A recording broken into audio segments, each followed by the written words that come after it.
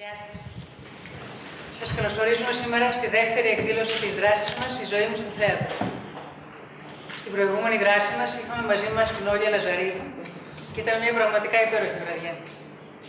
Σήμερα θα έχουμε κοντά μας τον Γιώργο Μιχαλακόπουλο, που θα συνομιλήσει με τον Θανάση Λάλα, καθώς και όλους εμάς που βρισκόμαστε σήμερα εδώ. Είμαστε μεταπτυχιακοί φοιτητές του Τμήματος Θεατρικών Σπουδών του Πανεπιστημίου Αθηνών. Η δράση αυτή εντάσσεται στα πλαίσια των εκδηλώσεων Open Stage του Εθνικού Θεάτρου.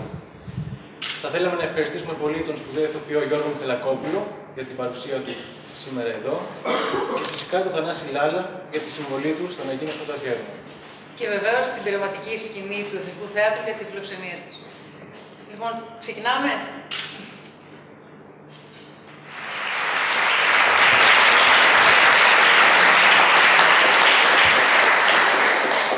Καλησπέρα σας. Καλησπέρα. Ό,τι βλέπετε, σήμερα καλεσμένος εδώ, ο Γιώργος Μιχαλακόπουλος, τον ευχαριστούμε πάρα πολύ.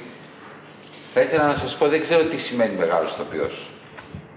Τι σημαίνει αξέχαστο σε μια τέχνη που παρακολουθούν μετρημένοι θεατές και μένει ζωντανή για 150 λεπτά περίπου και μετά θάνατος. Τι σημαίνει να είσαι χαμηλών τόνων σε όλη σου τη ζωή, αλλά οι πάντες να αναγνωρίζουν σε σένα κάτι μοναδικό, κάτι που να τους αφορά. Τι σημαίνει αλήθεια στο θέατρο και γιατί απονέμεται αυτό το βραβείο για 50 και βάλε χρόνια στο συγκεκριμένο άνθρωπο, στον Γιώργο Μιχαλακόπουλο. Ο Γιώργος Μιχαλακόπουλος είναι ένα υπόδειγμα ανθρώπου και δημιουργού μέσα σε ένα χάος, μέσα σε μια κακογουστιά. Το γούστο που περιέχει η απλότητα είναι αυτό που εκφράζει ο Γιώργος Μιχαλακόπουλος, η δύναμη του λίγου που ακούγεται ως σιωπή τόσο μακριά. Ο Γιώργος Μιχαλακόπουλος, για μένα προσωπικά, συνεχίζει να κάνει θέατρο για να ξανακούσουμε και να ξαναδούμε. Τυφλωθήκαμε και δεν ακούμε και δεν ξέρουμε πού πάμε.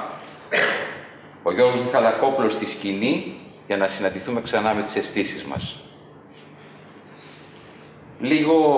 Λίγες ώρες πριν, ενώ έχουμε κανονίσει να συναντηθούμε εδώ σε αυτόν τον υπέροχο χώρο, χτυπάει το τηλέφωνο και είναι ο Γιώργος Μιχαλακόπουλος. Έχουμε συμφωνήσει τι περίπου θα κάνουμε, είναι πρωί και μου λέει, ξέρεις, όσο με απασχολούσε αυτό, έγραψα κάτι, να σου το στείλω, που θα μπορούσε πιθανόν να σε βοηθήσει σε αυτό που θα κάνουμε. Τι είναι αυτό, ρωτάω. Ένα γράμμα στον νέο ηθοποιό. Προτείνω να ξεκινήσουμε με αυτό το γράμμα. Κύριε Μιχαλακόπουλε.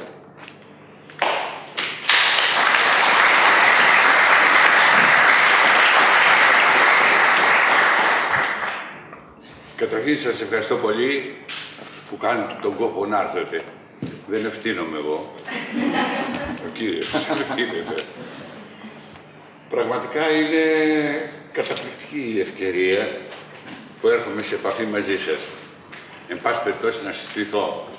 Λέγομαι Γιώργος Μιχαλακόπουλος, γεννήθηκα στην Αθήνα, μεγάλωσα στις γειτονιές των Εξαρχείων και της Λεωφόρου Αλεξάνδρας. Πήγα γυμνάσιο στο 5ο Γυμνάσιο Αρένων στα Εξάρχεια.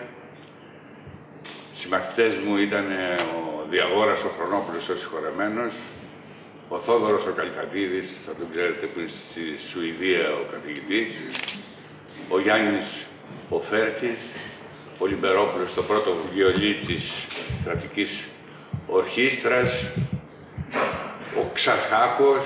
Εν πάση περιπτώσει, είμαστε πολλοί πώς είχε συμβεί σε αυτό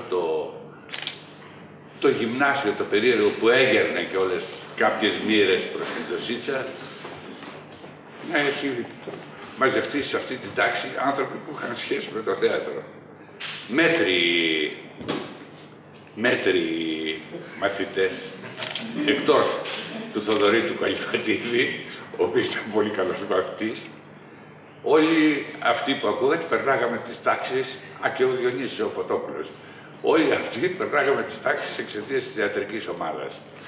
Εμείς δημιουργούσαμε καταστάσεις, φέρναμε όργανα στο χημείο με τις εισπράξεις. Οι παραστάσεις γινόντουσαν στο θέατρο κεντρικό παλιά και κάθε χειμώνα Η παράσταση αυτή ήταν το γεγονός του 5ου γυμνασίου που μαζευόντουσαν όλα τα κορίτσια. Τώρα είμαι μεγάλος, μπορώ να λέω. Ήταν παραστάσεις πραγματικά τριαμβευτικές και βγάζαμε και αρκετά λεφτά και είχαμε φτιάξει αρκετά στο γυμνάσιο. Εξαιτίας αυτής της προσφοράς μας, βγάλαμε και το γυμνάσιο. Δεν είμαι διανοούμενος. Μ' αρέσει το γιαπί. Γιατί το γιαπί έχει μυρωδιές, έχει κινδύνους και μ' αρέσει να βρίσκομαι μέσα σε αυτό. Ασχολήθηκα με δραματικές σχολές, κυρία με τη Δραματική Σχολή του Εθνικού Θεάτρου. Ήμουνα 12 χρόνια. Στο Πανεπιστήμιο Θεσσαλονίκης έκανα μάθημα σαν επισκέπτης καθηγητής. Από εκεί και πέρα έκανα μαθήματα στους ποινικούς στις φυλακές Κορυδαλού. Ήμουνα αντιπρόεδρος στα ναρκωτικά, στο ΚΕΦΕΑ και ξεχνάω κι άλλα, αλλά ήμουν ο λίγος παντού. Αυτό ήταν ένα κομμάτι μου που το έκανα σκόπιμα, πέραν της προσφοράς που ήθελα, γιατί έπαιρνα μυρωδιές από όλους αυτούς τους χώρους, οι οποίες ήταν πολύτιμες, πολύτιμο φορτίο στο προσωπικό μου σακίδιο για αυτό το ταξίδι, αυτή την εκδρομή που κάνω στο θέατρο κοντά 60 χρόνια. Είμαι 78 χρονών, έχω 2 κόρες, έχω 2 εγγόνια, έχω μια σύζυγο μαζί από τη σχολή. Αυτός είμαι.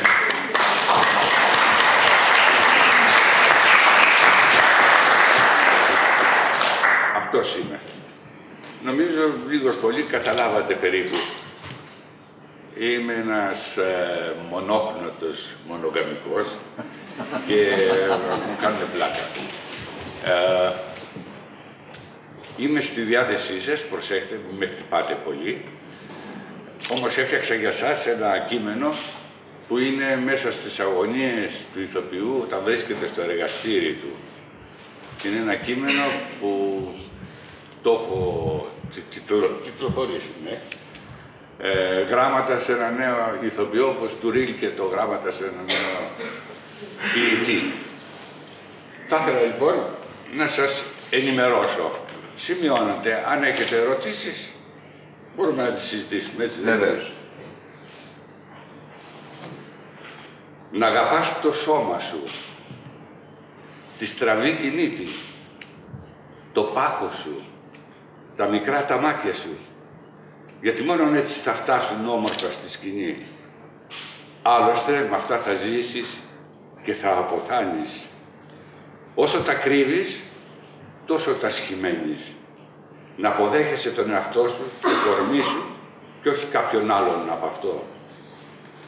Να πληροφορήσει πριν από την ανάγνωση του έργου, για το έργο, για το συγγραφέα, την εποχή του, μετά την ανάγνωση να μηδενίζεις τις πληροφορίες σου, το μυαλό σου στη διάρκεια της παράστασης και στην ανάπτυξη του ρόλου σου πάνω στη σκηνή, να λειτουργεί, να φωτίζει και να ελέγχει πίσω στο βάθος του εγκεφάλου σου σαν ένα μικρό προβολάκι.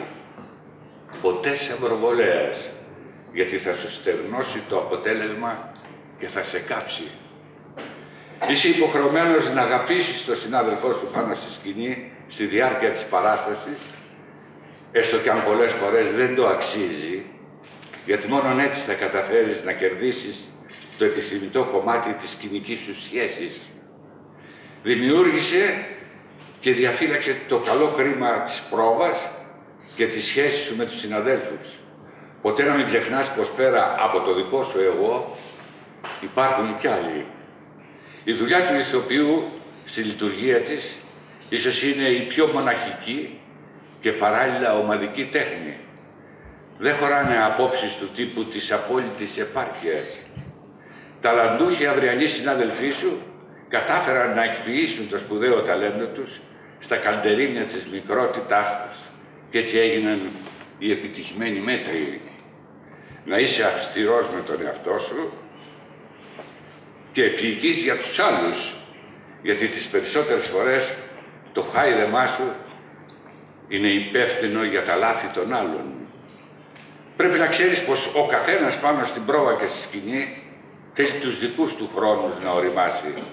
Αν δεν το λάβεις σοβαρά υπόψη σου, αυτό θα έρθει η στιγμή που ο τωρινός ανώριμος στην αυριανή πρόβα παράσταση θα είναι οριμότερος από σένα, γιατί αυτός έψαχνε, έκανε τις σωστές επιλογές, απέρριπτε, ενώ εσύ είχες ξαπλώσει πάνω στις ευκολίες σου και στο εγώ σου. Να αγωνιάσεις όλη την καριέρα να κατακτήσεις την εμπιστοσύνη και την καταξίωση ανάμεσα στους συναδέλφους σου. Γιατί μόνο τότε αληθινά θα αποτελέσεις μέλος της μεγάλης θεατρικής οικογένειας. Τα καμαρίνια, όσο μικρόψυχα κι αν είναι, γιατί είναι, ξέρουν να υποκλίνονται στους άξιους της σκηνής. Είσαι αθλητής, αλλά πάντα να επιλέγεις δρόμους μεγάλων αποστάσεων, να έχεις το ρυθμό σου σε αυτό το μαραθώνιο που διάλεξες, θα δεις να σε προσπερνάνε. Μην απογοητευτείς, απλώς αυτοί βιάζονται. Δεν ξέρουν να χειριστούν τις αποστάσεις, δεν σκέφτηκαν τις ανηφόρες. Εσύ θα προχωράς αδιάκοπα, αυτοί θα έχουν εγκαταλείψει. Μην επαναπαυθείς σε αυτή τη νίκη σου, γιατί μια ήττα πάντα σε βήμα σου καραδοκεί. Μάθε πως η σοφία στη δουλειά σου θα είναι το άθροισμα των λαθών σου. Πρόσεχε να είσαι διαθέσιμος, παρθένος στην αντιμετώπιση του ρόλου σου. Να ερμηνεύεις τα έργα τους ρόλους, όχι ξεκινώντας με το δέος της μυθολογίας τους, αλλά πάντα με σεβασμό στην αλήθεια του έργου και του ρόλου. Αλλιώς κινδυνεύεις να γίνεις μια σκέτη πόζα. Ψάχνε το ρόλο σου, από πού έρχεται και τι ζητάει, προτού εμφανιστεί στη σκηνή, τη δράση. Και αν αυτό δεν δηλώνεται στο έργο, οφείλεις να δημιουργήσεις τη δική σου αλήθεια. Γιατί αυτό που πρωταγωνιστεί στη σκηνή είναι αυτό που έχει συμβεί εκτός σκηνής. Μάθε να είσαι θρήσκος και ιερόσιλος μαζί. Στην τέχνη πρέπει να διακινδυνεύεις, γιατί είναι χρησιμότερο ένα ενδιαφέρον λάθος από ένα αδιάφορο σωστό. Άμα αισθανθείς πως είσαι επαρκής, δύο τι να συμβαίνει. Ή έχεις αποθάνει ή είσαι ύποπτος. Φίλε, ένας ρόλος μοιάζει με μια ωραία γυναίκα στις ιδιαίτερες στιγμές της. Μην μας τον αποκαλύψεις το ρόλο από την αρχή. Σιγά σιγά. Χτίζεται. Αυτό που πρόκειται να συμβεί, κράτα μας ελπίζοντας πως υπάρχει και κάτι ακόμα. Δώσε μας την ελπίδα, την ψευδαίσθηση, πως αυτό που γίνεται επί σκηνής είναι από κοινού παιχνίδι.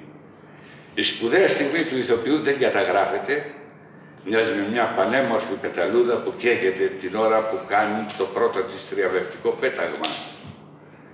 Πολλές σπουδαίες στιγμές σου, ακόμα και στην πρόβα, δεν θα μπορέσει να τις επαναλάβεις στην παράσταση.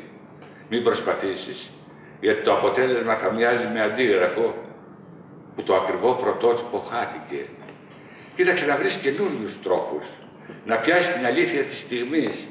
Μην επιτρέψεις σε κανέναν να σου επισημαίνει πόσο σπουδαία είπες μια φράση, γιατί σίγουρα όταν θα φτάσει η στιγμή στην επόμενη παράσταση θα αγωνιάς να επαναλάβεις τον υποκριτικό σου άθλο. Η τέχνη, φίλε μου, μοιάζει με ένα ξεχούσκωτο τόπι που καλείσαι συνεχώς με το χέρι σου να καλύψεις μια λακκούβα του. Αλλά μόλις το πετυχαίνεις, διαπιστώνεις ότι στην άλλη πλευρά δημιουργείς και μια άλλη. Μην ανησυχείς που είσαι ντροπαλός. Οι ντροπαλοί ανήκουν στην τέχνη, γιατί είναι υπεύθυνοι, γιατί δεν θέλουν να εκθέσουν κάτι που δεν είναι τόσο σίγουροι. Παντού μέσα τους υπάρχει ένα δημιουργικό εγώ. Η τέχνη είναι ανιχνευτής, πάει μπροστά και οι φωτισμένες ηγεσίες ακολουθούν. Η τέχνη διαμορφώνει πολίτες που μπορούν να επιλέγουν τους καλύτερους. Δεν πρέπει να συμπολιτεύεται με κόμματα και εξουσίες. Ο δρόμος της είναι μοναχικός, δημιουργικός. Ο ηθοποιός δεν μπορεί να ζει μέσα σε μια γυάλα. Τα παραθύρια του πρέπει να είναι ορθά ανοιχτά στον κόσμο, στην κοινωνία, να πληροφορείται. Πρέπει να πιστεύει πως δεν είναι τίποτα το ιδιαίτερο, γιατί το ιδιαίτερο είναι αυτό που βρίσκεται γύρω του. Η ζωή, το βρεγμένο χώμα, τα φύλλα στον δρόμο, το χνότσισμα στα τζάμια, ο ίσκιος μας. Η τέχνη του ηθοποιού δεν πρέπει να έχει τίποτα το δεδομένο. Η πρώτη αλήθεια κρύβει μια δεύτερη και η δεύτερη μια τρίτη, η τέταρτη σε οδηγεί στην πρώτη. Η γοητεία του παραλόγου στο θέατρο κρύβει το απολύτως λογικό. Άλλωστε και η ιδέα μας, η ζωή δεν είναι άθροισμα από παράλογες συμπεριφορές, ο έρωτας, το μίσος, ο θάνατος. Η κάθε παράστασή στο θέατρο πρέπει, και έτσι είναι, να κρύβει ένα ξεχωριστό ταξίδι που ξέρεις, έχεις διαβάσει τους χάρτες σου, αλλά δεν πρέπει να ξεχάσεις τη διαδρομή σου, να τους πετάξεις μαζί με τις πηξίδες σου και να κρατήσεις μόνο για οδηγό και συντροφιά σου τα άστρα, τους ανέμους που θα συναντήσεις. Τότε θα είσαι δημιουργικός, πειθαρχημένος, απρόβλεπτος. Οι θεατές σε κάθε παράσταση είναι άλλοι. Έχουν άλλα σχήματα, φιγούρες και ψυχή. Με αυτούς θα συνταξιδέψεις. Η ανάσα τους, το τρίξιμο της πολυθρόνας, ο βήχας τους, η σιωπή τους, ο αγώνας του ενός επάνω στον άλλον, αυτό το εκκλησίασμα θα προσπαθήσεις να κατακτήσεις. Υπάρχει παρεδόσα και αυτό θα κάνει ενδιαφέρον το άγνωστο και επικίνδυνο ταξίδι της παράστασής σου. Να εμπιστεύεσαι περισσότερο το όνειρο παρά τη φαντασία. Το όνειρο κρύβει η αλήθεια, η φαντασία τη μίμηση. Αυτό που ανακαλύπτεις τώρα προϋπήρχε και θα υπάρχει. Αυτά.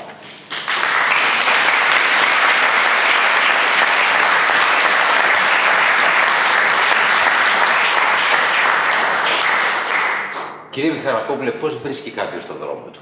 Πώς βρήκατε τον δρόμο σας? Πώς καταλήξατε στο θέατρο? Γιατί δεν κάνατε μια άλλη δουλειά? Γιατί δεν έκανα άλλη δουλειά. Προσπάθησα, αλλά δεν έκανα. Αλλά ήταν και αιτία βέβαια οι παραστάσεις αυτές του γυμνασίου που μου είχαν δώσει ένα εσωτερικό ερέθισμα. Ήμουν έχει καλέσει τη μάνα μου τη συγχωρεμένη. Πάρ' το χώρο και πήγαινα σε δραματική σχολή, έλεγε ο γυμνασιάρχης. Πήγα να κάνω ένα ταξίδι με τον πατέρα μου, ο οποίος ήταν Μαρκώνης, ασηματιστής, αλλά τα άφησα στη μέση και ξαναγύρισα. Και μετά όλη η ομάδα αυτή που λέμε, του Πέμπτου, πήγε κατευθείαν στο θέατρο τέχνης, όπως είμαστε. Σημειωτέρων, έχω τελειώσει το θέατρο τέχνης του Κούρ. Ήταν μια σπουδαία εμπειρία, ένας πολύ μεγάλος δάσκαλος. Δεν είναι ότι έχει περάσει πια στον μύθο. Πραγματικά ήταν ένα κεγόμενο πλάσμα στη σκηνή. Χαρακτηριστικά θα σας πω. Θυμάμαι μια φορά σε μια καρέκλα αυτές του καφενείου, καθόταν και μας έπαιζε την Blanche de Bois και την έπαιζε με ένα εισιτήριο από ένα τραμ. Δεν έχω δει ωραιότερο πράγμα. Ακόμα έχει μείνει στον εαυτό μου. Ήταν ένα πράγμα που φλεγότανε. Ήταν ένας πολύ σπουδαίος ηθοποιός, βεβαίως είχε τεχνικές δυσκολίες σκηνικές, γιατί δεν είχε καλή άθρωση ο δάσκαλος, αλλά ήταν τεράστιας ευαισθησίας και αίσθησης. Ήξερε να παίρνει από γύρω του, να παίρνει από την καρέκλα, να παίρνει από το πάτωμα, να παίρνει από το δίπλα, να παίρνει από τη φαλάκρα σου, να παίρνει από τα μαλλιά σου, τα μεγάλα, από τη μύτη σου τη στραβή, γιατί δεν είσαι μόνο στο θέατρο, πρέπει από παντού να παίρνεις ερεθίσματα. Ήταν ένας σπουδαίος δάσκαλος, αυστηρός, αλλά δεν το κρύβω, τα οφείλω όλα σε αυτόν, δηλαδή το αλφαβητάρι μου, το προσωπικό, γιατί καθένας διαμορφώνει ένα προσωπικό αλφαβητάρι, αυτά τα προδάσκαλους.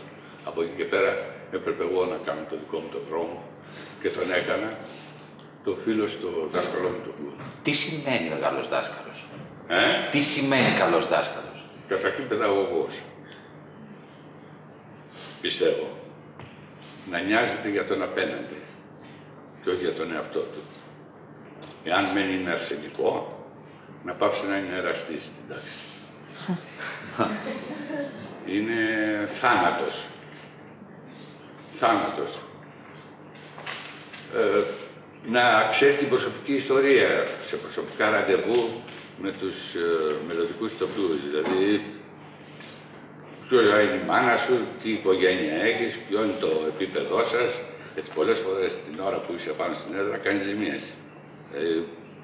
Μπορώ να πετάξω, υπήρχε ένας χαζός, ξέρετε, από αυτά τα ανώμαλα παιδιά, και κάποιος να έχει τέτοιον αδερφό. Εγώ πρέπει να το λάβω υπόψη μου. Θέλω να πω, πρέπει τον καθένα να τον ξέρεις. Και γι' αυτό αυτά τα ραντεβού ήταν χρήσιμα με τους μαθητές της τάξης. Υπάρχουν φράσεις του Κουν που σας ακολουθούν. Υπάρχουν δηλαδή πράγματα που έλεγε και που δεν μπορούν να ξεκολλήσουν από το μυαλό σας. Είναι τόσες πολλές που πραγματικά δεν μπορώ να επιλέξω.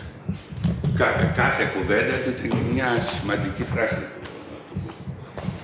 Γιατί δεν ήταν η κατασκευή, ήταν εκείνη τη στιγμή. Στον αέρα έπιανε.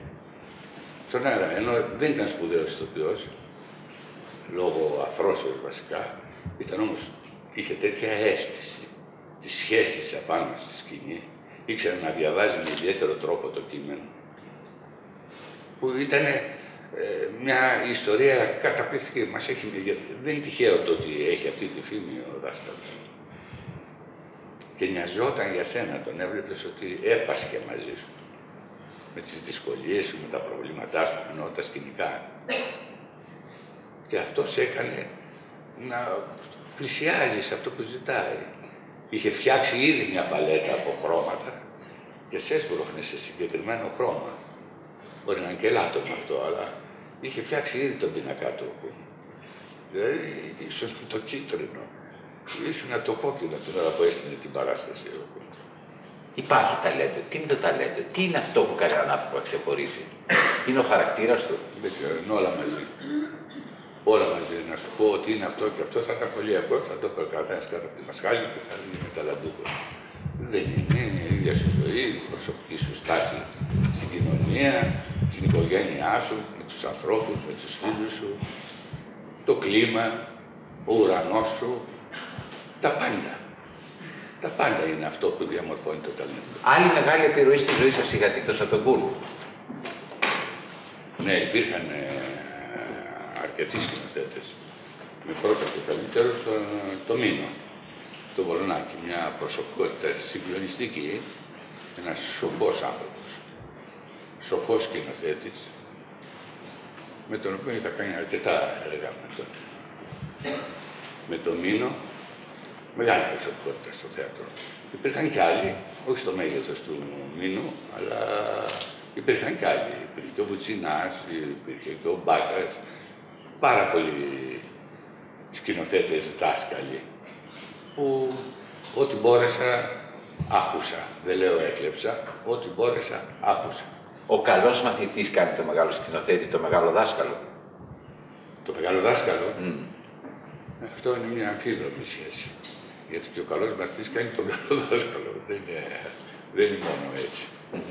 Δεν είναι από τη μια μεριά μόνο το παιχνίδι. Το παιχνίδι παίζεται και από τις δύο μεριές. Είναι πιο εύκολο να πατάει κάποιος πάνω στα ελαττώματά του για να πάει εκεί που θέλει, διαμορφώνοντάς το, ή να στηρίζεται στα προτερήματά του. Δεν μπορεί να γνωρίσει τα ελαττώματά σου γιατί υπάρχουν. Το πρόβλημα είναι πώς ένα ελάττωμα μπορεί να το κάνεις προτέρημα μέσα στο ρόλο. Τι συνιστά λάθος στο θέατρο? Ενδιαφέρουσα δημιουργία. Πολλές φορές τα λάθη είναι καταπληκτικά στο θέατρο. Μπορεί να σου γεννήσουν πράγματα που δεν τα έχεις υποψιαστεί. Δεν τα έχεις υποψιαστεί. Για παράδειγμα? Τώρα αυτή τη στιγμή, τι να σου πω. Δεν έχω κάτι πρόχειρο, αλλά είναι μέσα στη θεατρική δουλειά αυτά που σου λέω. Δεν είναι κάτι που ίσως γίνει. Από λάθη χτίζεις ρόλους, χτίζεις καταστάσεις, χτίζεις σχέσεις. Τότε γιατί είμαστε τόσο επιφυλακτικοί στο λάθος? Τότε γιατί είμαστε τόσο επιφυλακτικοί στο λάθος? Γιατί κρύβουμε το δικό μας λάθος. Όταν το κάνεις το λάθος, το αντιλαμβάνεσαι? Ναι, αλλά σ' αρέσει. Δηλαδή το κάνεις σαν σωστό το λάθος. Σ' αρέσει. Υπάρχουν ατυχήματα σε παραστάσεις που σας έχουν οδηγήσει σε αποκαλύψεις. Ατυχήματα με την έννοια τη μεταφορική. Στιγμές δηλαδή που η τύχη δεν ήταν μαζί, παρόλα αυτά έβγαλε μια πολύ μεγάλη στιγμή. Ατυχήματα γίνονται συνέχεια στη σκηνή, αλλά οι ατυχήματα που προκαλούν τεράστιο γέλιο. Παράδειγμα, θα πω γιατί έχει ενδιαφέρον έτσι να φτιάξουμε και λίγο το κλίμα. Παίζαμε με την Τζέννη και τον αδελφό και συνάδελφο και σπουδαίο ηθοποιό, τον Γιώργο τον Μασχίδη. Παίζαμε τη Βασούλα με την Καρέλη. Καλοκαίρι ήταν. Καθόμαστε και τρεις μπροστά σε έναν καναπέ και έβγαινε η συγχωρεμένη Φωκά πίσω. Θα το έχετε δει το φιλμ. Σε ένα γάδρο και έλεγε τη Διαθήκη. Εγώ καθόμουν δίπλα στη Τζέννη και πιο δίπλα καθόταν ο Γιώργος. Τι μου ήρθε εκείνη τη στιγμή. Και της λέω, σκέψου Τζέννη τώρα, την ώρα που μίλαγε, αλλά στο ψιθυριστό, να κάνει σαρδάμι το κάδρο. Τι το ήθελα. Την ώρα που έλεγε ο κύριος Δελεπρέντης και αυτά και αυτά, αφήνω την περιουσία μου, αυτά κάνει ένα. Ήρθε κάποιος που έστεινε. Τα έχετε τριντζάρι. Φύγατε. Φύγαμε, σπάει ο καναπές και η Καρέλη δυο φορές και πάει στην άκρη της κουβίντας και κατουριόταν και μου δείχνει εμένα το κάτωρο. Πιστεύω να μην ελπίζεις ότι έγινε παράσταση μετά, έγινε η κουρτίνα και συνήλθαμε και μετά. Είναι πολλά τα ατυχήματα. Υπάρχουν ρόλοι και ρόλοι που έχετε παίξει. Ναι. Υπάρχει κάποιος που σας ακολουθεί? Τι γίνονται οι ρόλοι που τελειώνουν πια η σειρά των παραστάσεων? Είναι πετραδάκια, τουβλάκια, ξύλα που χτίζουν το προσωπικό σου οικοδόμημα. Αυτό είναι. Και... Παραμένουν δηλαδή μέσα μας. Βέβαια παραμένουν. Είναι ο πλούτος σου. Είναι τα ατυχήματά σου που έχεις πάθει στους ρόλους και προσπαθείς να φυλαχθείς. Ευτυχώς που έπαιξε αυτό το ρόλο, έχετε πει ποτέ? Όχι. Όχι. Σημειωτέν, έχω παίξει όλο τον Αριστοφάνη. Είναι 11 ως γνωστόν. 11 είναι η Αριστοφάνη. Τους δύο δεν έχω παίξει. Δεν έχω παίξει τον πλούτο και τις φύγες. Επειδή τους θεωρώ παρακατιανότερα κομμάτια του Αριστοφάνη. Έχουν μπει τριάκοντα και έχει μπει η Χούντα, δεν επιτρέπουν σάτυρα πολιτική και ψάχνει να βρει αστικά θέματα όπου μετά ήρθε ο Μέναλος. Έτσι. Και ήταν τα δύο αυτά, δεν έχω. Τους άλλους 9 τους έχω χτυπήσει που λένε. Από εκεί και πέρα διάφορα. Έχετε δει πολλούς ανθρώπους που τους απασχολεί αυτό που δίνεται πρώτο στο γράμμα προς τον νέο ηθοποιό? Τους απασχολεί δηλαδή το σωματικό, τους ελάττωμε και τους εμποδίζει πάνω στη σκηνή. Και μαθητές έχω δει και είναι ό,τι το χειρότερο. Διότι το όποιο σου ελάττωμα, εγώ τώρα μπορώ να σας αναφέρω στάρ διεθνή, τα οποία ήταν πανάσχημα, αλλά αυτό που έβγαινε λάμπανε. Είναι να αγαπήσεις τον εαυτό σου. Αν αρχίσεις και τον απορρίπτεις, δεν μπορεί να κάνεις τίποτα. Τίποτα. Τι είναι αυτό που κάνει όλους εμάς να λέμε αυτός είναι καλός ηθοποιός, ο άλλος είναι πολύ μεγάλος ηθοποιός και αυτός είναι μύθος? Τι μπορεί να διαφέρει, τι διαφοροποιεί τον καλό ηθοποιό? Καταρχήν η υπερβολή σας. Είστε υπερβολικοί σε όλη τη σκάλα. Και στον αυτός δεν είναι ηθοποιός, γιατί μεθαύριο μπορεί να γίνει. Αυτός είναι καλός ηθοποιός και αυτός μπορεί να γίνει χειρότερος. Και ο μεγάλος είναι συζητήσιμο το πόσο μεγάλος είναι.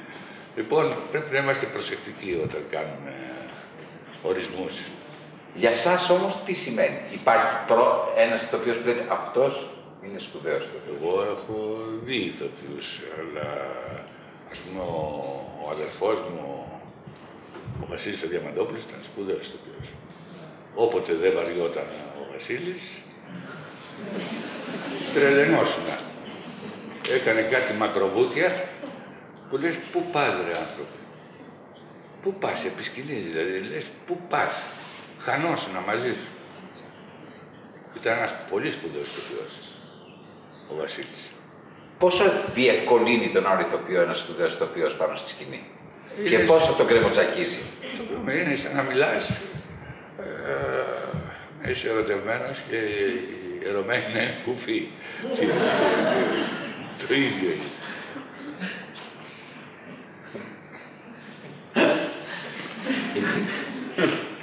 Υπάρχει μια στιγμή που έχετε σκεφτεί ότι αυτό το που έχω παίξει, ένα ρόλο που έχω παίξει, θα έπρεπε να τον έχω παίξει τελείως διαφορετικά? Υπάρχει δηλαδή μια στιγμή? Συνέχεια. Αυτό είναι... Βλέποντας κάποιον άλλο το παίζει? Όχι. Δική σου υπόθεση είναι.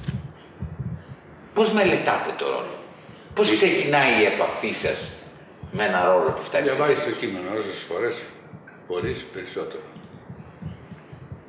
Όσες φορές περισσότερο διαβάζεις το κείμενο. Γιατί στο κείμενο είναι η αλήθεια του ρόλου σου. Κάπου μέσα στο κείμενο αναφέρεται ποιος είσαι. Από ένα μικρό ρολάκι, ένα επιστάτης, ξέρω, και κάτι λέει για σένα. Αυτό που λέει αυτός είναι ένα στοιχείο που σου χτίζει το δικό σου ρόλο. Θέλω να σου πω ότι πρέπει καταρχήν ο ηθοποιός, ο φοιτητής, όποιος θέλεις, πρέπει να κάνει πολλές αναγνώσεις στο κείμενο, γιατί μέσα υπάρχει η αλήθεια του ρόλου του. Συνήθως τι γίνεται, λέει, 25 σελίδα πηγαίνω, έχω και στην 26, έχω και στην 27, έχω και στην 28, έχω και στην 29, έχω και στην... Καλά. Τα πρέπει να τα μάθει. Για την 30 και κάτω δεν ακούει. Τα παραπάνω δεν τα μάθει. Αυτό μαθαίνει. Έρχεται λοιπόν εκεί που τον κάνει τσιγκούνι, ας πούμε, βγαίνει χουβερδάς. Όχι ο σκηνοθέτης.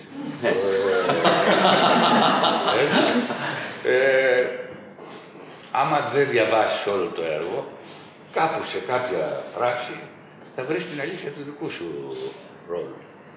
Αλλά συνήθως υπάρχει αυτό το ελάττωμα. Κοιτάξτε τα δικά μου. Τα μάθω καλά εγώ και θα έρθω στην πρόβα.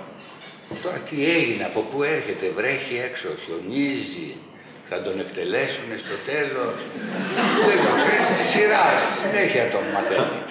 Αλλά ας πούμε να το μάθει, έχει πάρει απάνω του 1000 σουσούμια. 1000 σουσούμια. Και άντε πέταξέ τα μετά. Πόσο βέβαιος μπορεί να είσαστε για την αλήθεια και πόσο χρειάζεται αβέβαιος, παρόλο που έχετε ακουμπήσει την αλήθεια, να είστε? Καταρχήν πρέπει μονίμως να είσαι αβέβαιος για να μην έχεις αυτή τη σιγουριά, γιατί η σιγουριά είναι έγκλημα στην τέχνη. Γιατί? Γιατί θα σε οδηγήσει στο θάνατο. Στην τέχνη πρέπει να σου αφήνει περιθώρια να πας παρακάτω. Ότι κάτι είχα ακόμα, αλλά δεν το έκανα. Αλλήμον όσο αν πεις ότι αυτό είναι, μία χαρά είμαι τώρα. Μία χαρά είμαι. Πάω ξαπλώς, πάρω το καφεδάκι, το τσιγαράκι μου, κάτσω πάνω στις δάφνες μου, δεν είναι. Πόσο μία παράσταση διαφορετική είναι από μια άλλη, εντάξει, για το ίδιο, στο ίδιο έργο, έτσι. Κατάλαβα. Ναι. Είναι τεράστια διαφορά. Από τι εξαρτάται αυτή η διαφορά, από τι καθορίζεται? Από τις θέτες. Από το τρίξιμο της καρέκλας, από το βήχα. Υπάρχει μία αίσθηση, υπάρχει ένα ρευστό που έρχεται απάνω. Είναι σαν ερωτική πράξη η πλατεία με τη σκηνή. Άμα δεν δουλεύει, αυτό βλέπεις μια δυσλειτουργία φοβερή. Υπάρχουν ψυχρές παραστάσεις που μου έπεσε τώρα αυτός ο κόσμος. Μαζεμένοι ραντεβού έχουν. Υπάρχει παράσταση που πρέπει σε ένα καταπληκτικό κοινό, το οποίο δεν χρειάζεται να βάζει γέλια και να χάσκει. Έχεις όμως την αίσθηση, περνάει ένα κλίμα πάνω στη σκηνή καταπληκτικό. Υπάρχει και μια άλλη παράσταση που χάσκουνε. Και ακούς κάτι γέλια σε λάθος μεριά. Υπάρχει ταλαντούχο κοινό. Υπάρχει ταλαντούχο κοινό. Αν είναι η καλλιέργεια ταλαντούχο, τάλαντο. Ναι. Πρέπει να έχει μια ανατροφή θεατρική. Αλλά επιπλέον, να σας πω κάτι άλλο, συνέχεια θα λέω κάτι που μου έχει συμβεί. Έπαιζε τον επιστάτη του Πίντερ. Αφού μου είχε βγει η Παναγία, γιατί είναι ένας πάρα πολύ δύσκολος ρόλος, δεν βάζεις γλώσσα μέσα. Καθόμουν στο καμαρί και κάθομαι και έρχεται ένας γύρω στα 50, τόσο περίπου, και μου λέει: «Κύριε Μιχαλακόπουλε, μπορώ να σας μιλήσω?» Είχε κατακοκκινήσει και άρχισε και έκλαιγε. Λέω: «Μα τι έχετε?» του λέω. «Θα σας πω μια αλήθεια. Ξέρετε ότι μπήκα τυχαία για πρώτη φορά στη ζωή μου σε θέατρο?» Δεν είχε μπει σε θέατρο. Και ξαφνικά παρουσιάστηκε αυτή η μαγεία μιας παράστασης και συνεχίζει: «Μα τόσο ηλίθιος είναι. Άφησα όλα αυτά τα χρόνια». Συμβαίνουν ενδιαφέροντα πράγματα. Μου έλεγε ο Πίντερ, όπως ξέρετε, έχω κάνει μια πολύ μεγάλη κουβέντα με τον Πίντερ εν ζωή. Μου έλεγε ότι έχοντας δει την παράσταση του Βοιατζή, τώρα μπορούμε να το πούμε γιατί και ο Βοιατζής δεν ζει και ο Πίντερ, ότι είχε απογοητευτεί πάρα πολύ. Του λέω: «Τι ήταν η απογοήτευσή σου?» Μου λέει: «Το ότι το έπαιζε παράλογο. Νόμιζε ότι το έργο ήταν παράλογο, το έργο είναι κανονικό. Το παίζεις κανονικά. Ο παραλογισμός υπάρχει αλλού. Δεν είναι... Το κανονικό είναι το παράλογο». Έτσι. Το απολύτως ρεαλιστικό είναι παράλογο. Το παράλογο. Για να σου πω εγώ τώρα, ξέρεις, φίλε μου, που πιαμε και καφεδάκι προχτές, ότι κάτω είναι το πάτωμα και απάνω είναι το ταβάνι. Θα μου πεις: «Μάλλον δεν είσαι τρελός». Δεν είναι. Σου δίνει μια πληροφορία δεδομένη.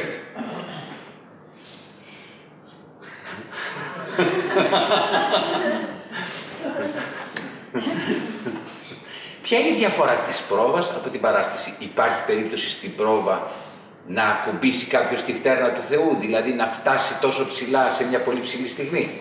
Υπάρχει, ή το κοινό υπάρχει, είναι? αλλά αν την εντοπίσεις, την έφτασε στην παράσταση.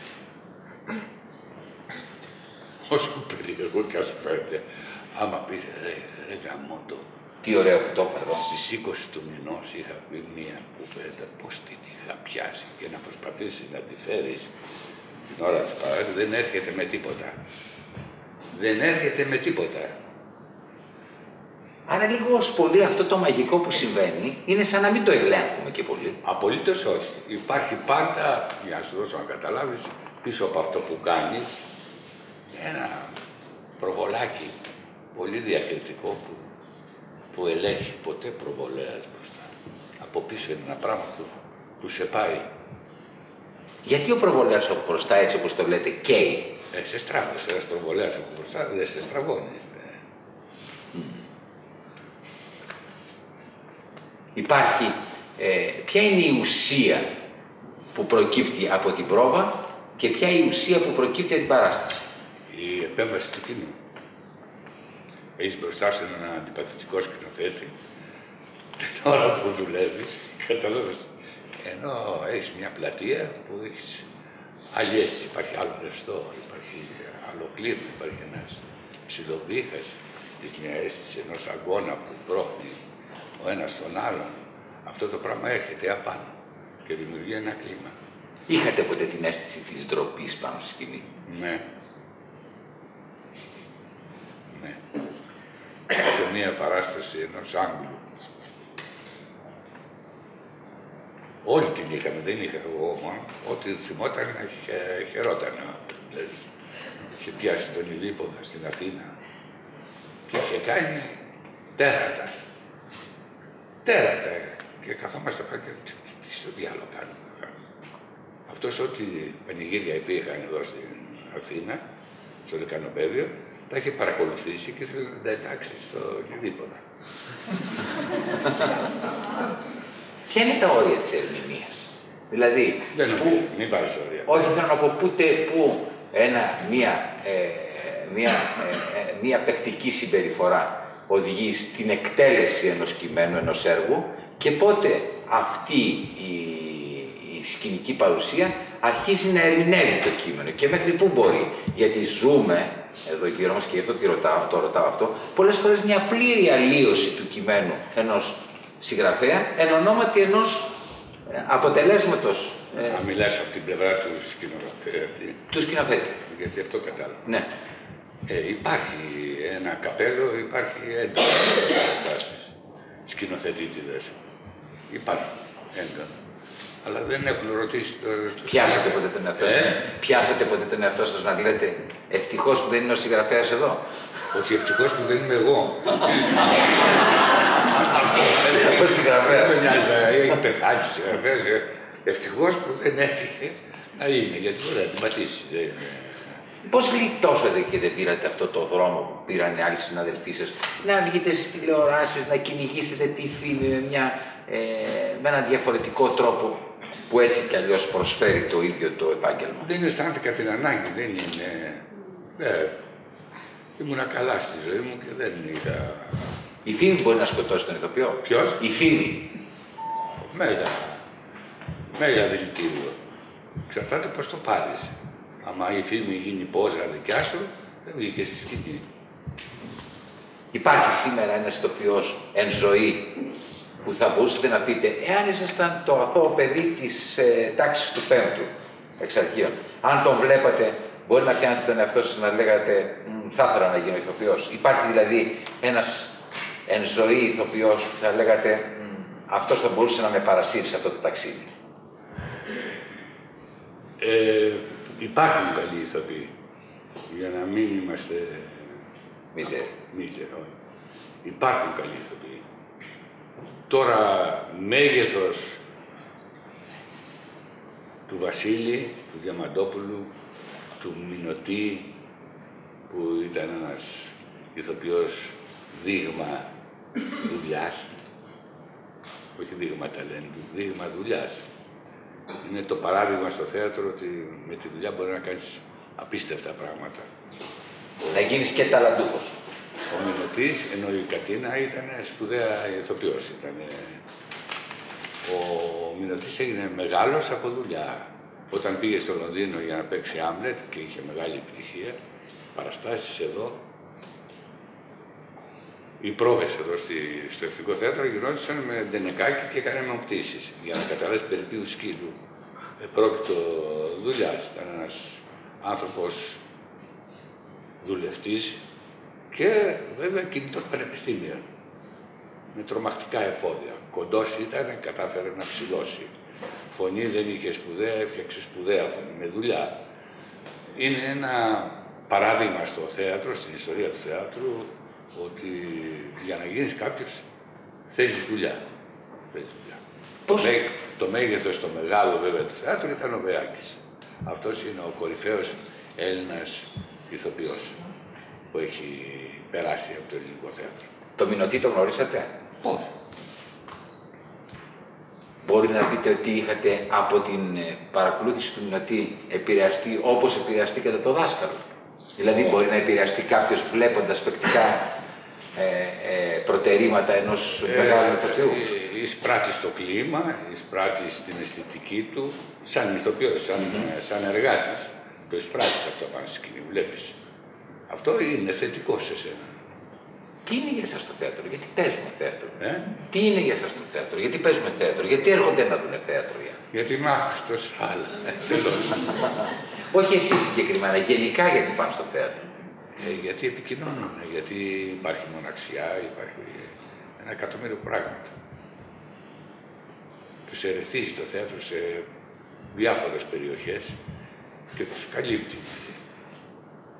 Σας άκουσα σε μια πρόσφατη συνέντευξη σας που είχατε πει ότι εγώ τώρα πια παίζω θέατρο γιατί νομίζω ότι πρέπει οι άνθρωποι να ξανακούσουν, οι άνθρωποι να ξαναδούν πράγματα. Είπα τέτοια. Ναι, στο Μάνο Τσιλίνη. Μου είχε κάνει πολύ μεγάλη εντύπωση η φράση. Μου έρχεται δύσκολα να το είπα. Μπορεί εκείνη την ώρα να είχατε βγει στο γιαπί. Και κάτι να μυρίσατε. Πώς επηρεάζει η κοινωνική κατάσταση στο θέατρο? Πώς δεν επηρεάζει, καθρέφτης. Σήμερα είναι σε ακμή ή σε παρακμή το θέατρο στην Ελλάδα? Θα το χαρακτήριζα, έχει μια αγωνία. Αν μπορούσα να το χαρακτηρίσω, έχει μια αγωνία να υπάρξει. Αυτές οι εποχές είναι περίεργες, χρειάζεται αντοχή, πείσμα και τα νέα παιδιά αυτό καλούνται. Να μην εγκαταλείψουν. Έχετε καταλάβει ότι μια μεγάλη στιγμή θεατρική και μια μεγάλη στιγμή καλλιτεχνική είναι ζήτημα ενός λαμπερού μυαλού ή μιας φλογισμένης ψυχής περισσότερο? Είναι μια στιγμή που δεν επαναλαμβάνεται. Δηλαδή, αυτό κάπου το λέω νομίζω ότι... Άμα Το μοναδικό. ναι. Για το μοναδικό. Ναι. Υπάρχει πρόβλημα που είναι καταπληκτικό αυτό που έκανες. Εάν προσπαθήσεις να το επαναλάβεις, δεν πρόκειται να γίνει. Αν ανακαλέσεις δηλαδή στη μνήμη σου, μωρέ γαμώτο, πώς το είχα κάνει το κερατάμα, τόσο κόπανος, δεν μπορώ να κάνω. Δεν έρχεται με τίποτα. Άρα λίγος πολύ πρέπει να εμπιστευόμαστε το σκοτάδι μας. Αυτό το οποίο δεν ξέρουμε και να αφινόμαστε σε αυτό και μας πάει αυτό στη μεγάλη στιγμή. Ναι, αλλά πρέπει να επιμένουμε όμως. Να εργαζόμαστε. Να ανοιχνεύουμε.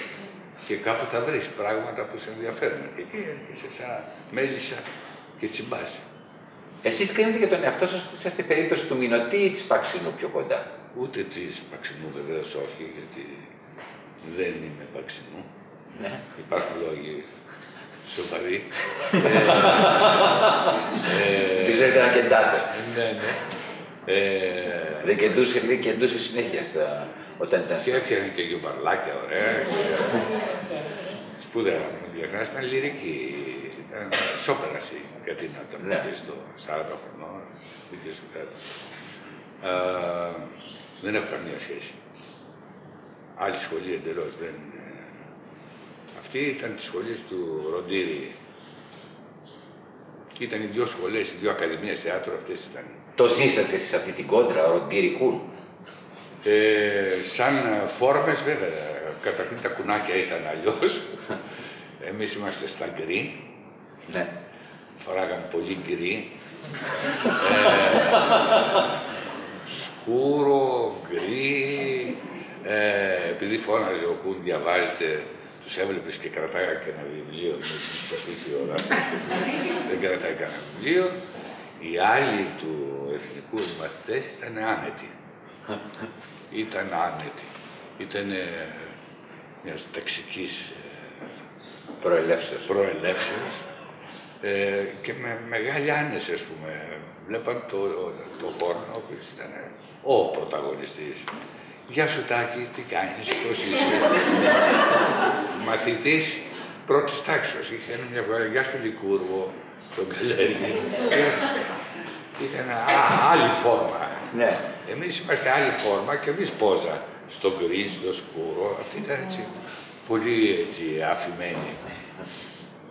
Είμαστε οι δύο σχολές έτσι. Θα μπορούσατε να είχατε πέσει στη σχολή εθνικού? Θα συνεχίζατε το θέατρο? Το συνέχισε γιατί δεν έχει βγάλει καλούς ηθοποιούς στο εθνικό. Η σχολή έχει βγάλει.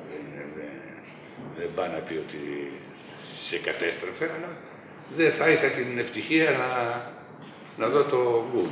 Μην ξεχνάς ότι όταν ζούσε ο Κούν, ήδη ο Ροντήρης ζούσε και ζούσε. Δεν θα τον προλάβαινα δηλαδή το Ροντήριο που ήταν, λένε, εγώ δεν τον είχα ποτέ.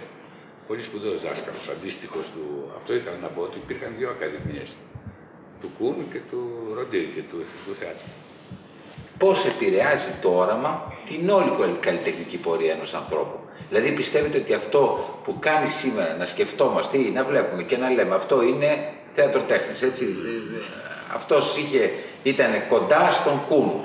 Αυτό είναι ένα όραμα που περνάει, που είχε ο Κουν και έχει περάσει σε όλους αυτούς με τους οποίους συνεργαζόταν. Κοίταξε, σου δίνει ορισμένες αλήθειες ο δάσκαλος. Από εκεί πέρα πρέπει να τις πάρεις και να τις περάσεις από τα δικά σου φίλτρα. Δεν μπορεί να σταθείς σε μια μίμηση του δασκάλου, γιατί θα περάσει υπερβολές και δεν θα μπορείς να σταθείς. Δεν είναι σωστό δηλαδή αυτό που λέγανε αυτός είναι κουνάκι, επειδή έπαιζε έτσι και... Αυτό είναι λάθος. Ή έπαιρνες την αλήθεια του δασκάλου ή απλώς κοίταγες τη φόρμα.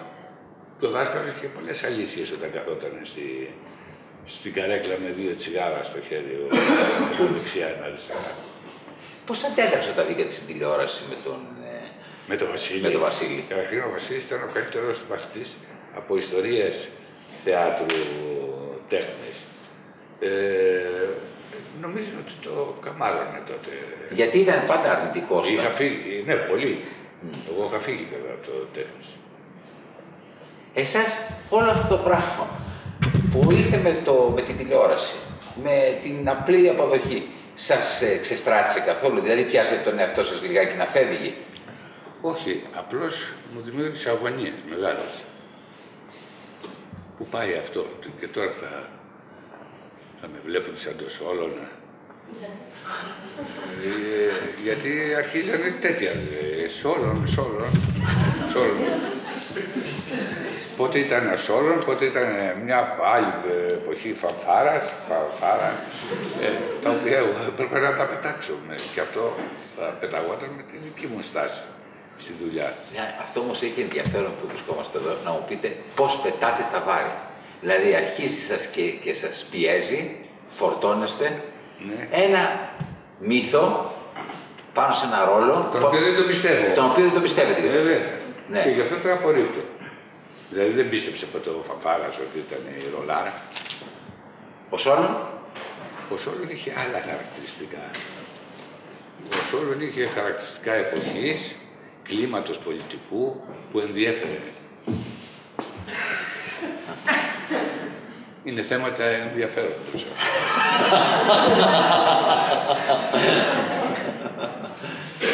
Λοιπόν, νομίζω ότι θα μπορούσαμε να μιλάμε, αλλά να δώσουμε τον λόγο λιγάκι και στα παιδιά. Βέβαια. Να δούμε τι είναι. Υπάρχουν μερικές απαγορευμένες ερωτήσεις. Ποιες? Οι οποίες ήρθαν χωρίς πρόσωπο.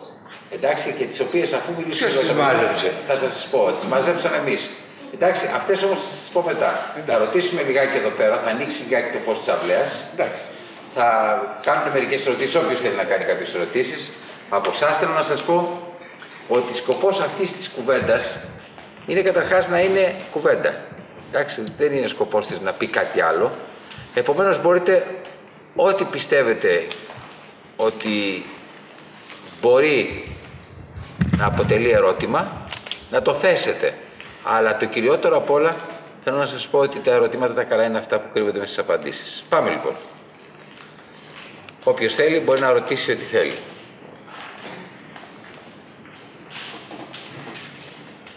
Μου δίνετε μεγάλη. Παρακαλώ. Μου δίνετε τη χαρά να συνεχίσω να ρωτάω. Να πω με τις φωτές. Γεια σας. Γεια σου.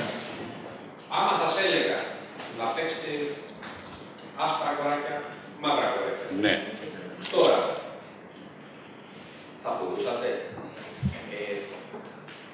Θα έκανατε κάτι το ίδιο σίγουρα. Αλλά θα μπορούσατε να το κάνετε. Όχι. Όχι, δεν μπορούσα. Άλλα φορτία έχω τώρα. Και έχω κάνει 1 εκατομμύριο απορρίψεις στη διαδρομή. Όχι για το υλικό. Δεν εννοώ το υλικό του συγκεκριμένου. Τότε μπορούσατε ενδεχομένως, τώρα δεν μπορούσατε. Τότε είχα μία πείνα. Πείνα όχι οικονομική, να φανώ. Αυτά κάποια στιγμή τα πέταξα. Δεν θα μπορούσατε με αυτό το υλικό που έχετε σήμερα να το επενδύσετε στο ίδιο πράγμα και να είναι αλλιώτικο. Θα ήταν εντελώς αλλιώτικο. Εγώ παραδείγματος χάρη που το βλέπω, τον θεωρώ υπερβολικό. Δηλαδή, βγάζει το πανί έξω, πώς να σου πω, όταν το βλέπω. Ενώ αυτό μπορούσε να κρατηθεί εξίσου παράλογα, με πιο χαμηλούς τόνους. Δηλαδή κάνοντας μια αυτοκριτική σε αυτό που βλέπω, το βλέπω ότι είναι πολύ. Πάρα. Ένας ηθοποιός που δεν περνάει μέσα από τις σχολές. Ναι. Γιατί υπάρχουν τέτοιες περιπτώσεις ηθοποιών, Ναι. έτσι.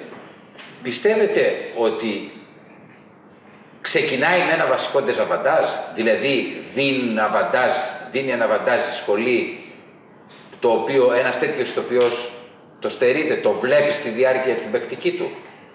Αυτά είναι και συν και πλην. Δηλαδή υπάρχουν άνθρωποι που δεν κάνανε σχολή, που όμως ήταν σεμνότεροι σε αυτό που κάνανε. Και σιγά σιγά χτυπάγαν αλήθεια. Και υπήρχαν σχολοί που έβγαζαν μια μανιέρα η οποία ήταν απεχθέστατη. Αυτό δεν πάει να πει ότι δεν πρέπει να κάνει σπουδές, μην γίνει λάθος, αλλά επειδή λέμε να μην απορρίψουμε δηλαδή αυτόν που ξεκινάει μόνος του με ένα πάθος να κάνει θέατρο. Έχετε δει καμαρίνια, κατάσταση στα καμαρίνια που να χαλάνε την παράσταση μπροστά? Χιλιάδες. Χιλιάδες. Τι είναι κυριαρχεί εκεί το εγώ σε μεγάλο βαθμό, τι συμβαίνει πίσω εκεί? Μικρότητες. Μικρότητες. Μικρότητες. Μικρότητες. Αλλά νομίζω ότι αυτό ξεκινάει από αυτόν που είναι επικεφαλής. Αυτός είναι υπεύθυνος για το κλίμα. Και αυτός είναι ηθοποιός ή ο σκηνοθέτης? Ο σκηνοθέτης δεν είναι μέσα. Ο σκηνοθέτης πίνει καφέ στο κολονάκι, έχει τελειώσει. Όλοι αυτοί που είναι μέσα. Και μπαίνουν προβλήματα οικονομικά, σχέσεων, ερωτικά, ένα εκατομμύριο πράγματα. Ζωή. Ζωή. Να ρωτήσω κάτι. Ναι. Εκτός από ηθοποιός, σκηνοθέτης και δάσκαλος, έχετε υπάρξει κοινό? Μιλήσατε προηγουμένως για το κοινό. Τι αν έχω υπάρξει? Κοινό. Έχετε απολαύσει παραστάσεις, θα θέλετε να μας πείτε κάποια? Ή σήμερα θα μας προτείνετε κάποια από τις παραστάσεις που παίζουν αυτή τη στιγμή? Να πάμε να τη δούμε. Καταρχήν από τις παλιές που έχω δει εγώ, η Γυραιά Κυρία ήταν σπουδαία παράσταση. Στη σκηνοθεσία Μινωτή, με Παξινού, Τσαρούχης, σκηνικά, μια καταπληκτική. Και είπατε, συγγνώμη. Γυραιά Κυρία. Στο εθνικό μιλάω, Σπουδαία και σπουδαία διανομή. Τι άλλο μου είπατε, κάτι μου είπατε? Σήμερα βλέπετε θέατρο, προλαβαίνετε? Όσο μπορώ. Θα προτείνετε κάποια παράσταση που υπάρχει τώρα, που παίζετε τώρα? Κάνει.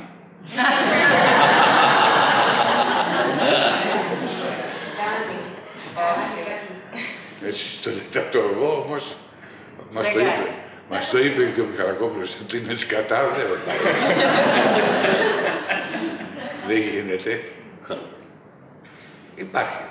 Υπάρχει φυσικά, υπάρχουν παραστάσεις. Όπως και υπάρχουν άθλιες παραστάσεις. Πάλι δεν κάνει. Πάλι δεν κάνει. Αυτό είναι που δεν κάνει, γιατί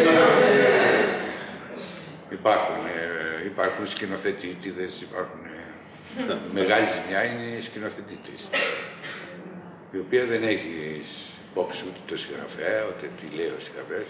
Είμαι εγώ, είναι η παρέμβαση του σκηνοθέτη. Για όσους πάνε σκηνοθέτες, σας προσέχουν. Να σας ρωτήσω Ναι. εγώ κάτι. Μου επιτρέπετε, κύριε Λου? Ελεύθερα, κύριε μου. Εδώ είμαι για Για να πάω εκτέλεση. στα χρόνια τα νεανικά μου. Όταν παίξατε αυτό το δίπολο, Βασίλης Διαμαντόπουλος και εσείς, αυτό ήταν ένα τρομερά πρωτοποριακό πράγμα. Πώς πέρασε τόσο πολύ στον απλό κόσμο, να φτάσουν να σας λένε Και σώμα? αν την αλήθεια είναι καταπληκτικό μέσα σε αυτή την ίσο αυτό πώς πέρασε. Πώς Τι πέρασε? τραβάγαμε εμείς ως που να το μάθουμε, γιατί άλλα μαθαίναμε, άλλα φτάναμε στο λοχαγό, έπαιρνε τα κείμενα ο λοχαγός, έλεγε αριστουργήματα, τι είναι το μήλο, γιατί είναι αυτό το μήλο, γιατί το λέτε το μήλο, και όταν λέτε στρίβουμε τη γωνιά αριστερά, τι εννοούμε. Όταν στρίβεις αριστερά του δεδομένου. Κάτι άλλο εννοείται. Ήταν η λογοκρισία, έτσι πήγαινε. Από εκεί και πέρα είχαμε βάλει πλώρη, θα σας το περάσουμε. Θα φέρω ένα παράδειγμα. Όταν φάγαμε τους 5 μήνες που μας κόψανε με το Βασίλη. Αυτό εκείνος και εκείνος είχαμε ένα μονόπρακτο με μία κούνια σε παιδική χαρά. Λοιπόν, σημειωτέων δεν υπήρχε μοντάζ τότε. Απνευστοί πηγαίναν τα 20 λεπτά. Δηλαδή, πάνω να πει κόψεις και ξαναδέσω, τέτοια δεν υπήρχαν. Αρχίζαν πάλι από την αρχή. Και ήταν ένα άγχος, αλλά αυτό οδηγούσε και σε αυτοσχεδιασμούς. Και στην ένταση. Ναι, για να μην... Οπότε ήταν ένα μονόπρακτο που υπήρχε μια παιδική χαρά, που μου λέει ο Βασίλης, Σωρών, παιδική χαρά, δεν πάμε να κάνουμε κούνια. Γιατί όχι. Και όπως είμαστε δύο αλυταράδες εκεί, πήγαμε στην κούνια και κουνιόμαστε.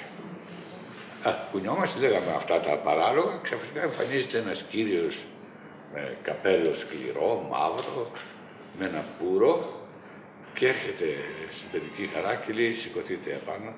Γιατί, του λέμε, εμείς κουνιόμαστε. Ναι. Γιατί, λέει, γιατί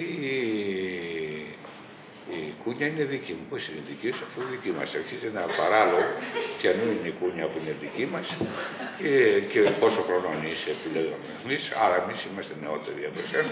Και με αυτό δικαιούμαι. Θα γινόταν μια τρελή συζήτηση ποιος, πού, τι. Και λέει έτσι, λέει αυτός, εντάξει, θα κάτσω απάνω σας. Και κάτι απάνω. Αυτή ήταν η Χούντα. Αλλά δεν την ονοματίζαμε πουθενά, αλλά αυτός ήταν ο Παπαδόπουλος, ας πούμε, η Χούντα ήταν. Μόλις βγαίνει στον αέρα ότι εμείς κάναμε την κούνια με τον κύριο με τα μαύρα που καθόταν απάνω, πλακώνουν ταξίαρχοι. Ποιος το πέρασε, ποιος αυτό, όλα τα καλά, τα γραφικά βρίζανε ταξίαρχοι. Αμέσως αντιλαμβάνεσαι το ρόλο του. Μετά το πήρα χαμπάρι. Στο κείμενο αυτός που έκανε λογοκρισία, γιατί πέραγα από λογοκρισία, δεν είχε πάρει χαμπάρι τίποτα. Σου λέει κούνια, είναι πάει στην παιδική χαρά. Λοιπόν, και βγαίνουν και μας χώσαν τότε, θυμάμαι, 5 μήνες κομμένους από την τηλεόραση. Μετά από 5 μήνες, επειδή γινόταν από κάτω φασαρία και τέτοια, υποχωρήσαμε και ξαναμπήκαμε στη σειρά. Αυτά. Τα ωραία. Πάντως, είχε ενδιαφέρον αυτή η ερώτηση. Τι είναι τελικά, παρόλο που φαίνεται κάτι, ότι είναι τόσο πολύ... δεν θα μπορούσε να περάσει στο πολύ κόσμο. Πώς τελικά περνάει ένα πράγμα το οποίο είναι... Το πιάναν και κλεινόντουσαν. Κλείναν τις πόρτες. Για να μην χάσουν τίποτα. Κατεβαίνω στην Αίγινα, γιατί έχω ένα σπίτι στην Αίγινα και με βλέπει ένας σαραντάρης. Κύριε Γιώργο, να σας πω κάτι. Λέγε, του λέω. Το εκείνος και εκείνος, αλλά ήμουν ένα πιτσιρικάς. Του λέω, γιατί με δέρναν οι γονείς μου και με πετάγαν έξω και κλείναν την πόρτα. Δεν ήταν για τα παιδιά. Δεν τώρα, όχι, γιατί σταματάκια μπορούσαν να συγκεντρωθούνε. Άλλος. Πού? Η κυρία με το κόκκινο χέρι. Είδα εγώ, εντάξει. Πέρα από τις συγκυρίες που μας περιγράψατε, που σας όθησαν να γίνετε ηθοποιός, εγώ πιστεύω ότι είναι μια εσωτερική αναζήτηση που γίνεται. Μάλλον. Μέσα από αυτή την πορεία σας, έχετε πάρει μέσα από αυτή την τέχνη απαντήσεις στα ερωτήματά σας ή σας έχουν δημιουργηθεί μεγαλύτερα ερωτήσεις? Γιατί έχετε κάποια απαντήσεις, μας λέτε μια αλήθεια από αυτά που γινόταν. Απαντήσεις, αν δεν είχα απαντήσεις, θα είχα αποθάνει. Απλώς κάθε τόσο μου παρουσιάζονται άλλα ελαττώματα. Μια απάντηση που να παίρνει και άλλα ερωτήματα, το ξέρετε. Έτσι είναι. Έρχονται, σας είπα, απάνω που νομίζω ότι έχω κατακτήσει το Everest, δεν έχω ανεβεί ούτε 15 μέτρα. Ξαφνικά αισθάνομαι τον εαυτό μου ανίκανο. Ίσως αυτό σε κάνει πιο μαχητή. Συγκρούεσαι πιο πεισματάρης, ότι θα τα καταφέρω, δεν μπορεί. Δεν μπορεί. 200 ετών είσαι. Είναι δυνατόν τώρα Όμως έρχεται η στιγμή που και κλάμα έρχεται και κλάμα υπάρχει και δεν είναι ποιητική αδεία το κλάμα, υπάρχει και ουσιαστικό κλάμα πολλές φορές το οποίο είναι από νεύρα βέβαια.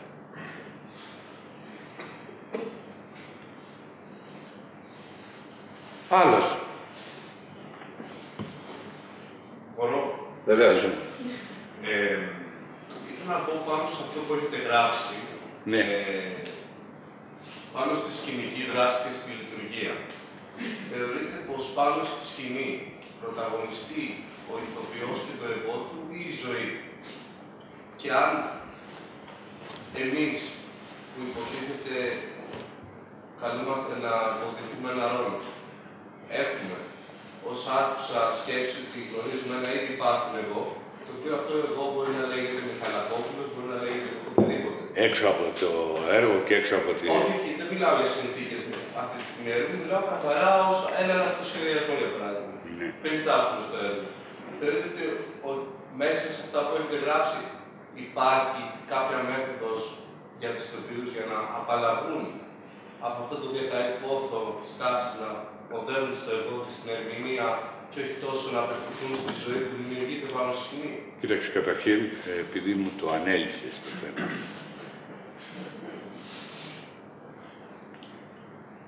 Δεν χρειάζεται πολύ ψάξιμο, διότι θα οδηγηθείς σε αδιέξοδο. Την ψυχούλα σου να βάζεις μπρος, την όποια καλλιέργεια έχεις και το διάβασμα του ρόλου.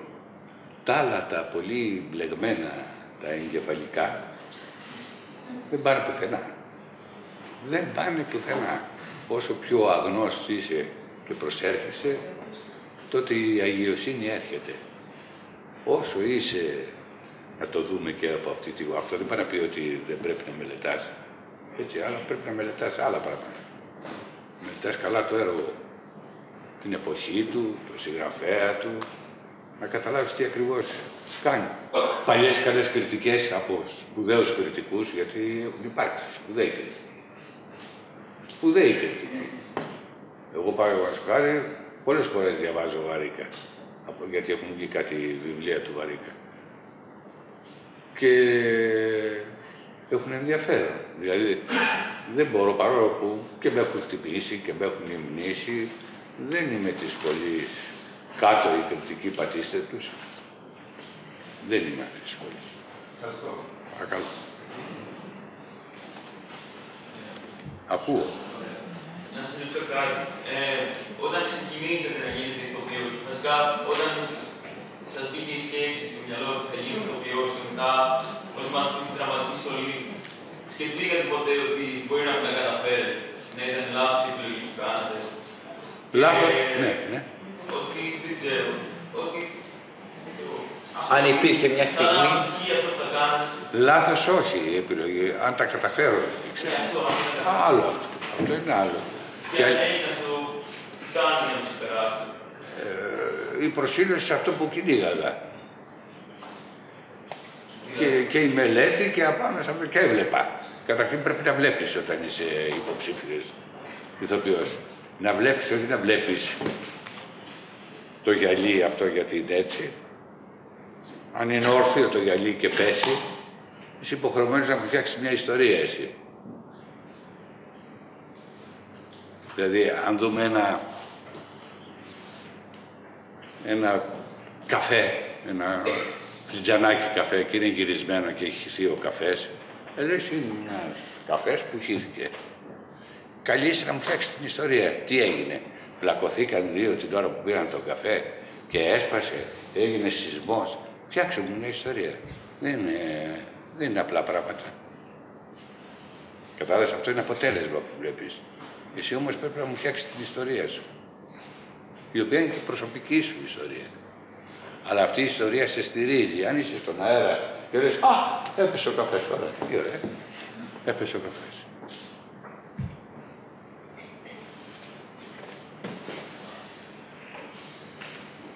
Ακούω. Πιστεύετε ότι τώρα που υπάρχουν πλέον πάρα πολλές σχολές δραματικές, Πάντα. Ναι, αλλά τώρα είναι όλο κάθε εβδομάδα που είναι και λίγο περισσότερο. Και σπουδαίοι δάσκαλοι. Πιστεύετε όμως ότι όλος αυτός ο κόσμος που βγαίνει από αυτές τις σχολές έχει χώρο για να μπορέσει να επιβιώσει στο ελληνικό θέατρο? Κοίταξε να δεις. Δεν υπάρχει χώρος ούτε για τους τοπιούς να επιβιώσουν. Να επιβιώσει καλλιτεχνικά, άμα αξίζεις, η ανηφόρα είναι ανηφόρα. Θα την κάνεις.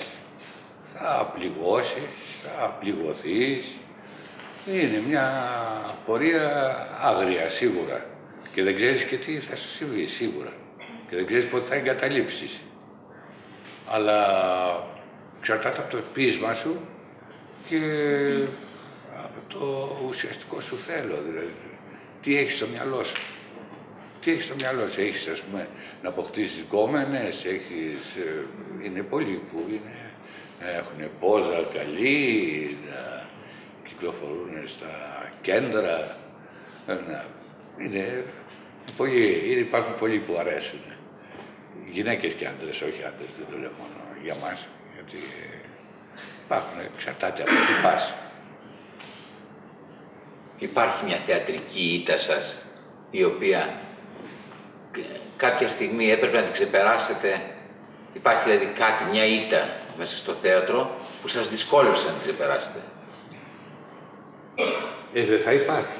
Θα υπάρχει, αλλά γι' αυτό ρωτώ. Μήπως Δεν θα την ακούσεις. Αλλά υπάρχει. Ναι, σας ακούω. Υπάρχουν κάποια θεατρικά έργα στα οποία σας αρέσει να επιστρέφετε ή κάποιοι συναντήσεις? Ο Αριστοφάνης είμαι αριστοφανικός που λένε.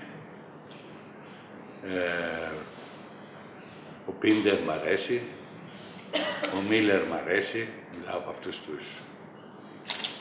Μια δεύτερη ερώτηση πάνω από αυτό. Υπάρχει κάποιο θεατρικό έργο το οποίο σας έχει τριγκάρει τόσο πολύ που να θέλετε να το επεξεργαστείτε ακόμα περισσότερο? Η 12η νύχτα το Μαλβόλιο που είχα παίξει. Και τον Ερίκο τον τέταρτο του Πυραντέλο, πάλι είχα παίξει. Ας πούμε ένα-ένα. Γιατί το ένα, γιατί το άλλο. Γιατί το ένα, γιατί το Ήταν άλλο. σπουδαίοι ρόλοι και νομίζω ότι είχα κάνει και πολύ καλή δουλειά. Και έχουν περιθώρια και για άλλη δουλειά. Συνεχώς. Αυτά δεν τελειώνουν. Αυτό είναι σημαντικό έργο, που ενώ το παίζεις συνεχώς σου αφήνει... Ναι, αυτό δηλώνει ότι δεν έχεις αποθάνει, αυτό λέμε.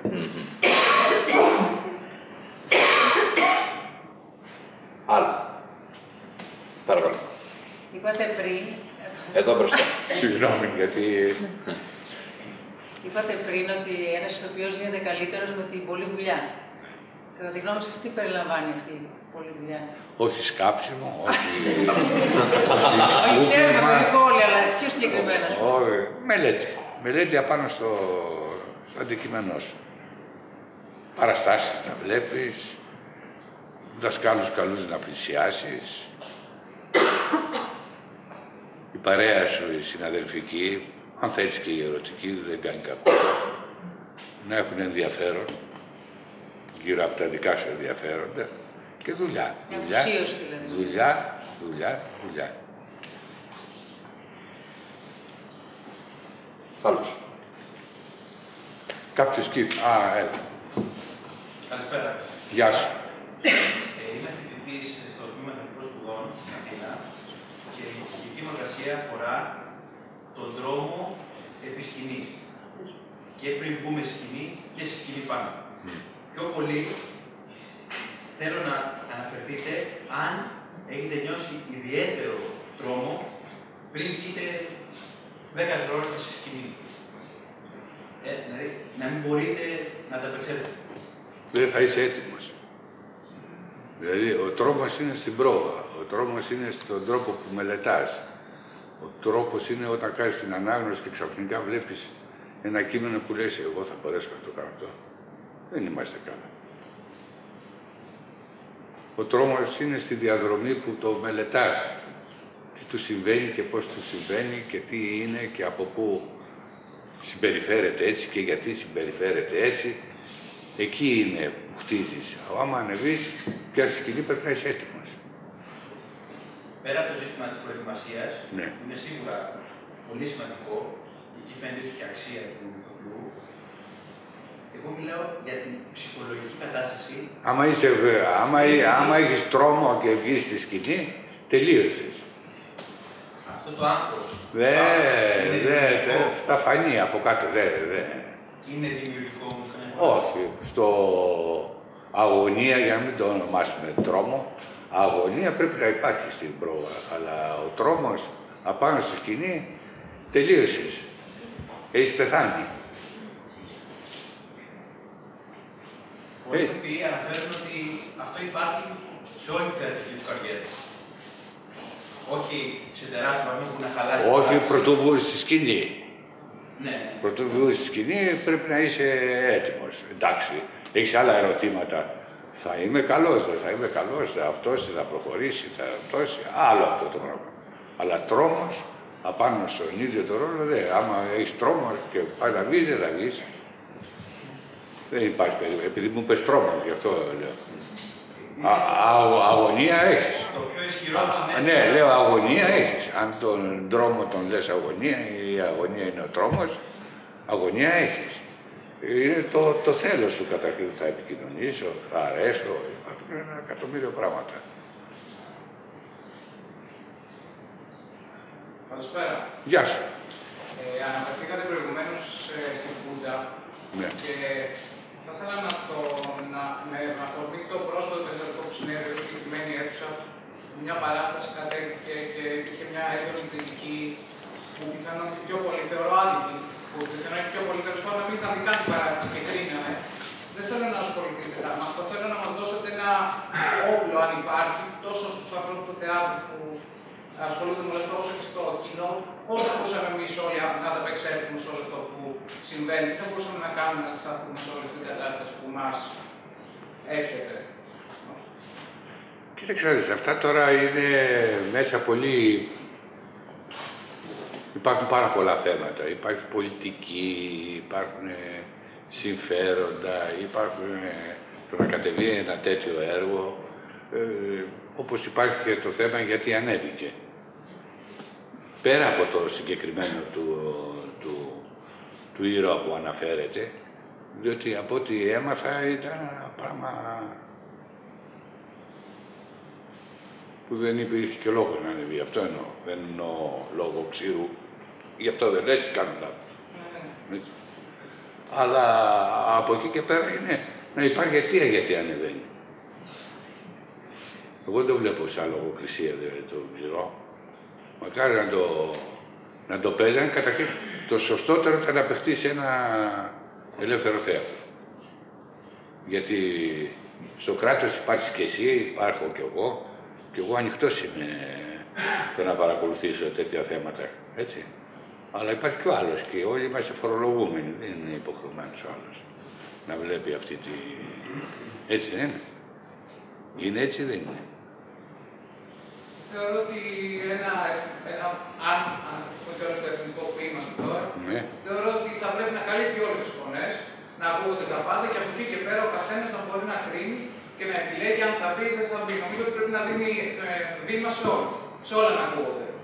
Από τη μία. Από την άλλη, θεωρώ ότι δεν είναι. Ότι οι λόγοι που συμβαίνει όλο αυτό είναι περισσότερο στο να καλλιεργήσει το φόβο και την όλη αυτή κατάσταση παρά να. Γιατί επειδή την είδα την παράσταση, εγώ δεν θεωρώ ότι κάποιοι στο κείμενο ή έδωσε τέλος πάντων ότι έδωσε ένα μπράβο. Σ' άρεσε το κείμενο? Μου άρεσε και το κείμενο και η παράσταση. Α, σ' άρεσε. Και ανεξάρτητα από το αν. Εγώ δεν το είδα. Εγώ δεν το είδα.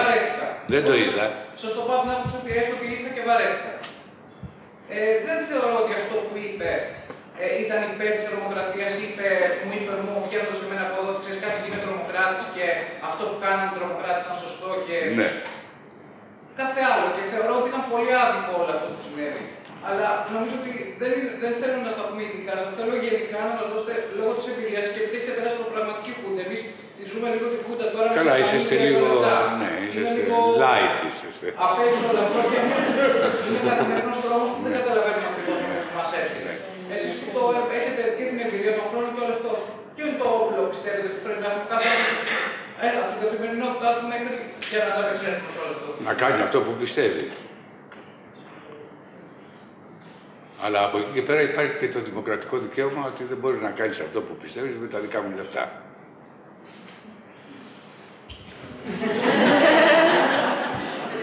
Κατάλαβες. Να το κάνεις σε μια ελεύθερη σκηνή θα το χαιρόμουν ιδιαίτερα.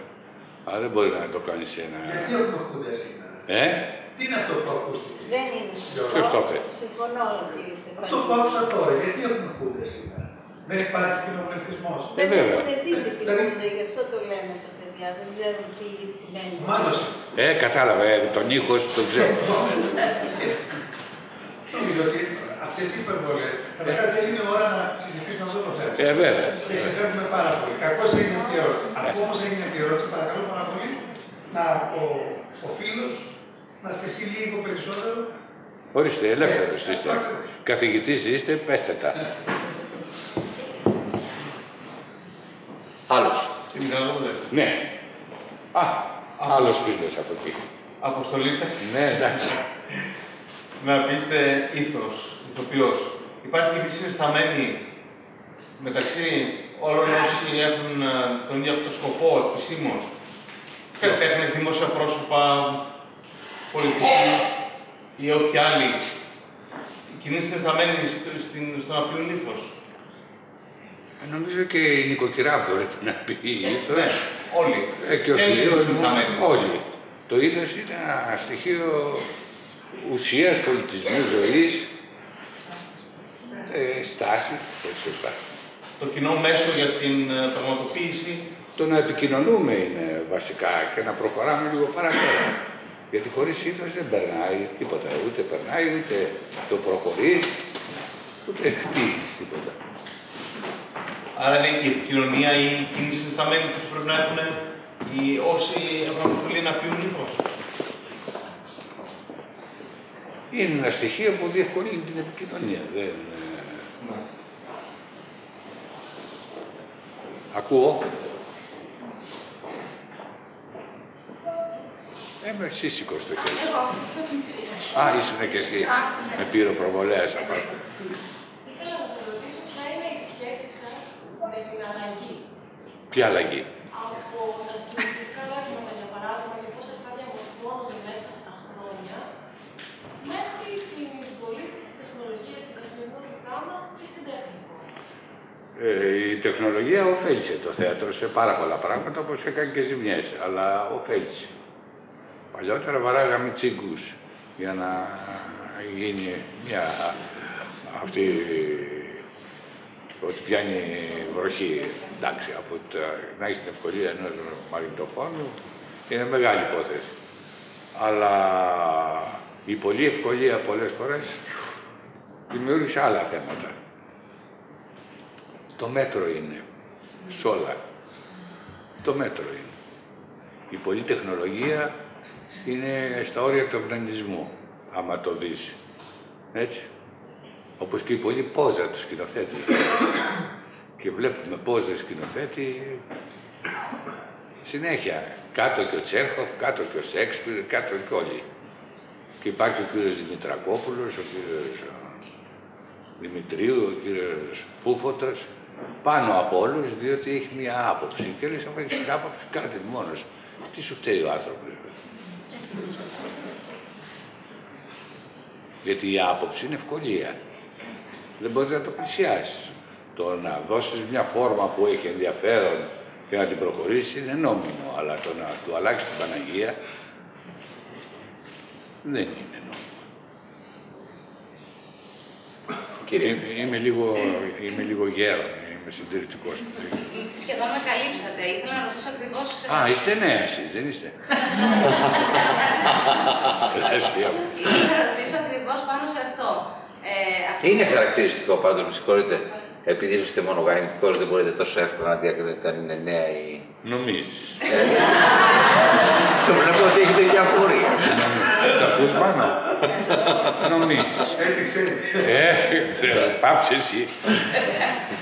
Παρακαλώ. Αυτό που συμβαίνει ακριβώς στις μέρες μας, που οι σκηνοθέτες παίρνουν το έργο του Τσέχοφ, ένας σκηνοθέτης παίρνει το έργο του Τσέχοφ, του Ibsen. Τέλος πάντων, συνήθως Τσέχοφ ακουμπάνε περισσότερο. Και το Σέξπιρ. Και το Σέξπιρ, ναι, οτιδήποτε. Παίρνουν τα έργα και τα κάνουν όπως τη δική τους ματιά. Την άποψή σας πάνω σε αυτό ήθελα να ρωτήσω. Μα ήδη την είπα. Ναι, γι' αυτό λέω, με καλύψατε μάλλον σαν... Ναι, το είπα ήδη. Άλλος. Τέλειο. Τέλειο. Νομίζω τέλειο. Τέλειο. Αν είχατε τη δυνατότητα να έχετε καλέσει εδώ πέρα, να κάνετε ένα βραδινό έτσι. Εκεί έξω που μένετε, να κάνετε ένα βραδινό, ένα τραπέζι, ένα δείπνο.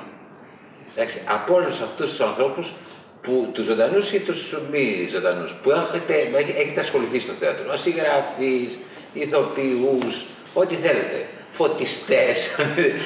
Ποιους θα κάνετε έτσι 8 άτομα να περάσετε ωραία και γιατί έχετε ερωτήματα για αυτούς? Το Βασίλη, ναι. τον Διαμαντόπουλο, τον Γιώργο το Μοσχίδη,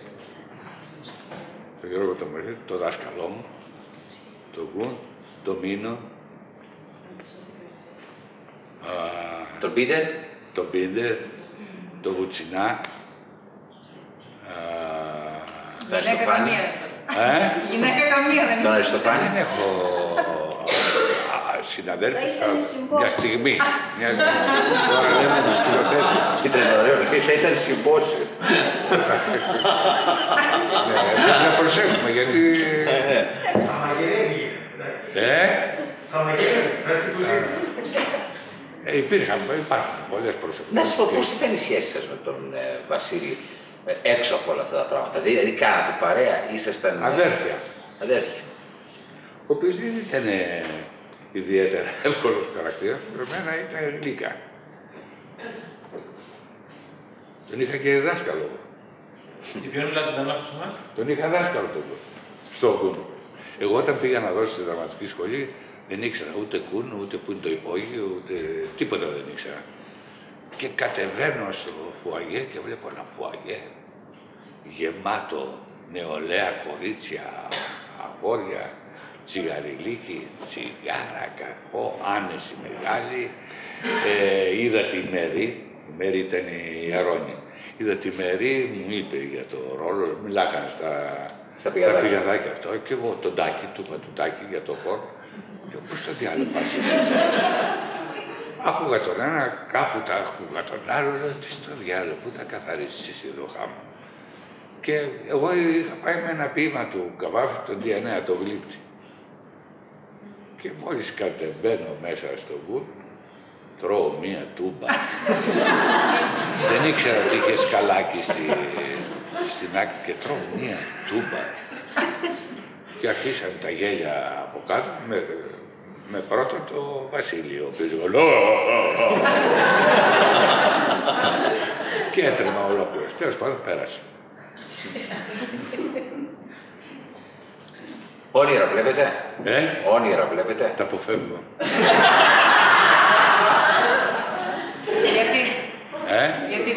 Γιατί θα μπω στον πειρασμό να διεκδικώ μετά και δεν κάνω. Όνειρο που δεν πραγματοποιείται και προχωράει, γίνεται φιάλτης. Βέβαια. Και πάει και έρχεται, θες να πεις. Ναι. Σας ευχαριστούμε πάρα πολύ. Εγώ ευχαριστώ, παιδιά.